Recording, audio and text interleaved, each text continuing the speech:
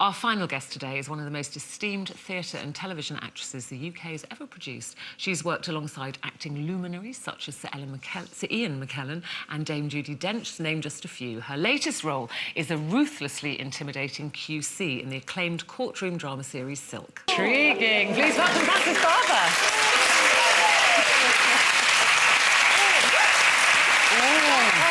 Yes. We like her, Well, I've just been giving Joe Calzaghe acting lessons.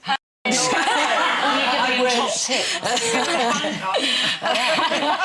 lovely, isn't he? He's absolutely lovely. Yeah. Did you smell him on the way out? He did, but did he smell different on the way in? Well, no. Waft in, waft out. He smelled of fear when he left after walking past So you're Caroline Warwick, QC. That's right. This is your first appearance in this is my second appearance in it. This is the second episode. Second episode, yes. And the first series, which stars Maxine Peake, Rupert Penry-Jones, who you just saw there, and Neil Stooke, is all about a young barrister who comes to London who actually is trying to become a QC. She does, Rupert doesn't, so there's quite a lot of sort of animosity between them. And she then, finally, we start the second series, which I come as a new character, and I am an old, hardened QC my nickname is Lady Macbeth.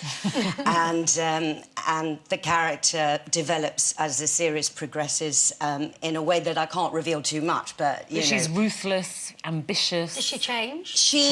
We see a side to her that we're not aware of initially, in that she appears to be completely together. She knows exactly how to handle the position that she's in, because remember, she's a woman of a certain age in a man's world, and she says, she's very upfront, she says to Martha in the very first episode that we see them together, look, some women in the bar think that I'm not sisterly because I am nice to you out of court, but in court I'm vicious. So she's got to, she has to win. That's people's lives are on the line. It's not just because of her own sort of narcissism. It's actually she's, you know, upholding the law. Do you think there's a moral element to this as well, about barristers upholding the law and, you know, representing just anybody and... Well, I suppose, I mean, she is a prosecuting counsel, and the story of Silk so far is that they are much more interested in defending people in Shoe Lane.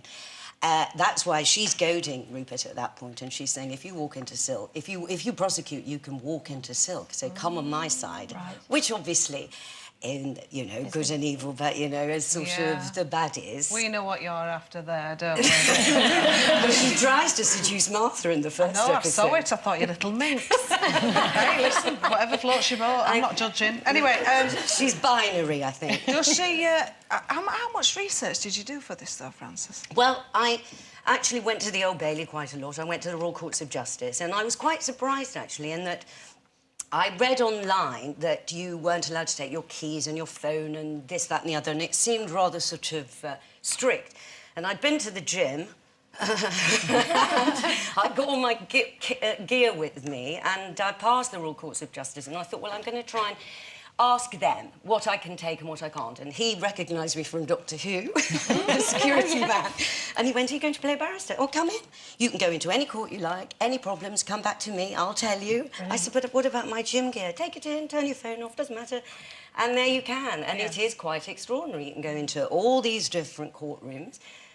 Similarly, at the Old Bailey, it's our prerogative, our right as citizens of the country, which is marvellous. And when you do see those lawyers in action, I mean, they are so eloquent and articulate. Well, they're actors, aren't they? Well, she actually says in Peter Moffat's brilliant script, the lines he's given my character are so marvellous, in which she says, you know, I don't say that word, Lady Macbeth, in here because we are actors and this is a theatre. Did you actually speak to any barristers or QCs? Did you speak to them and ask them about their conscience? And because you're making the point there to him that, you know, sometimes you know these people are guilty, but you have to defend them, and you defend them. And I just, you know, I often wonder, how do they sleep at night? Did you speak to anyone about that? Yes, I did speak to a couple that I knew personally, and it is ultimately, and it's a job, and it is about the law. And, you know, they do present the facts to the jury. It isn't as if they're saying, I am now on this person's side.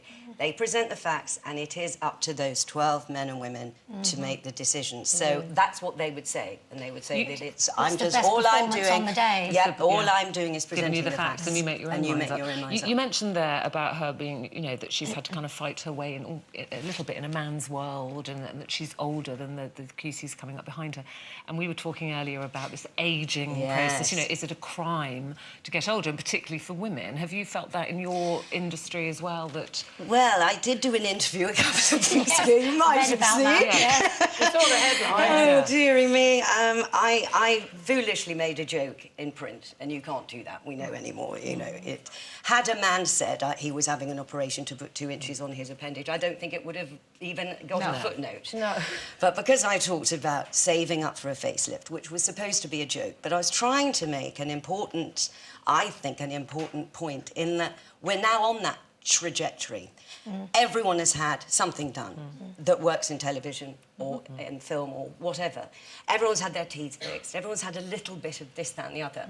And I was sort of lamenting the fact that we'll never get to see on screen nanas, what I call nanas faces, like Betty Davis, like Jessica Tandy, Peggy Ashcroft. We're shocked when we see it, aren't we now? We so rarely do. It's usually black and white movies that we can't...